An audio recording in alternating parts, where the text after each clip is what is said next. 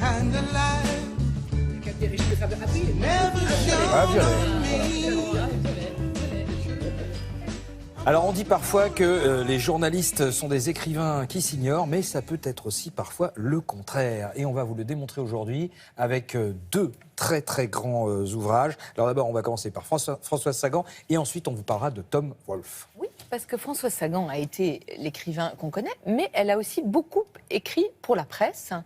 Et je trouve que c'est une très bonne idée de Denis Westhoff, son fils, qui depuis la mort de sa mère fait vivre très très bien l'héritage intellectuel, littéraire, d'avoir pour la première fois rassemblé toutes les chroniques de sa mère de 54 à 2003. C'est au livre de poche. Ah non, et regardez comme c'est joli, couverture cartonnée et à l'ancienne, avec la tranche de couleur, comme ça ne se fait plus. Et la vraie reliure comme on aime bien.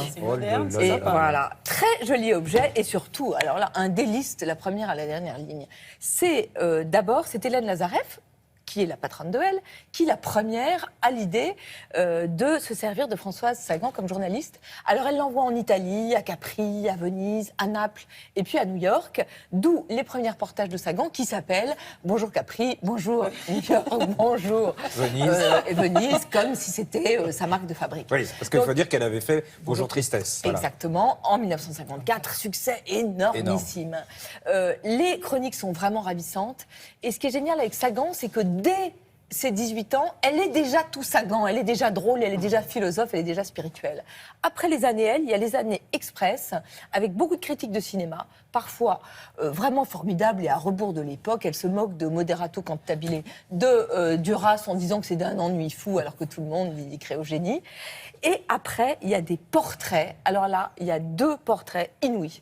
Il y a une rencontre avec Jeanne Moreau qui est faite pour Vogue, qui s'appelle Jeanne Moreau ou Comment louper une interview. Bien avant le papier d'Emmanuel Carrère, vous savez, il a écrit un papier assez célèbre qui s'appelle Comment rater une interview de Catherine Deneuve.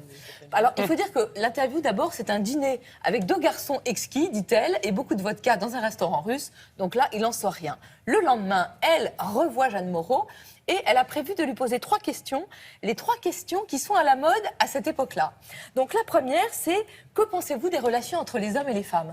Et évidemment, Sagan, au moment de poser cette question, ne la pose pas. Elle se dit « Cette question est trop imbécile » et elle ne la pose pas. Et elle imagine la réponse que ferait Jeanne Moreau, qui lui dit « Parfois, ma petite dame, on tombe bien, parfois on tombe mal. » La deuxième, « Votre métier de comédienne est-il compatible avec votre devoir de mère et d'épouse ?» Là, pareil, elle se dit, je ne peux pas poser une question pareille. Alors, elle imagine les réponses de Jeanne Moreau. Ah ouais. C'est très, très drôle. Elle dit, non, elle ne sait pas acheter un sèche-linge. C'est vraiment très drôle. Et la dernière, est-ce que, pour votre métier, est-ce que vous seriez prête à abandonner votre métier pour l'amour d'un homme? Et là, elle imagine encore la réponse de Jeanne Moreau qui lui dit, je n'ai jamais été assez amoureuse et je n'ai jamais rencontré un homme assez niais qui m'aurait demandé de renoncer à mon gagne-pain. C'est hilarant, mais vraiment hilarant, à pleurer de rire. Et il y en a un autre qui est un chef-d'œuvre, qui est une sorte de chronique sur les sondés. Elle imagine un monsieur qui viendrait dans un couple pour faire un sondage. Parce qu'elle dit, mais en fait, je ne connais personne qui ait jamais été sondé. Il doit y avoir des gens dont c'est la profession. Et elle imagine un monsieur qui débarque et au monsieur, il dit, que pensez-vous de l'élection au suffrage universel du Parlement européen? Et là, monsieur ne sait pas quoi dire. Et à la dame, elle lui dit, est-ce que vous pensez que vous devriez prendre l'initiative dans les rapports sexuels avec votre compagnon?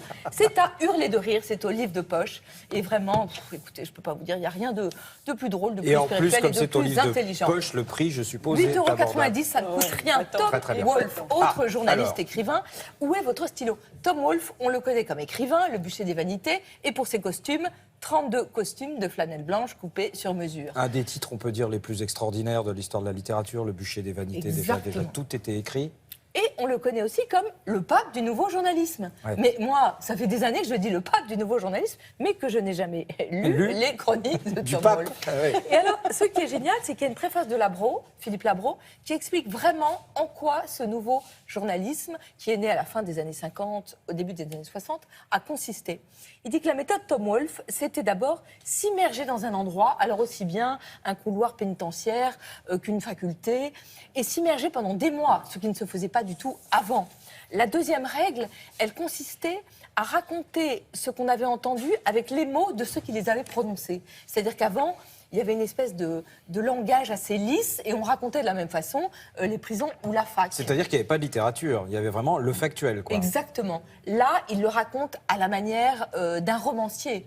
Et la troisième règle, elle consistait à remplacer l'objectivité, qui est d'ailleurs toujours fausse, on le sait en tant que journaliste, par une espèce de subjectivité ironique qui fait vraiment tout le sel de l'œuvre de Tom Wolfe. Donc on découvre dans ces chroniques toute l'histoire de l'Amérique des années 60 est racontée vraiment par un grand écrivain. C'est vraiment l'Amérique comme on ne l'a jamais lue. Et là aussi, il y a quelques sommets du genre.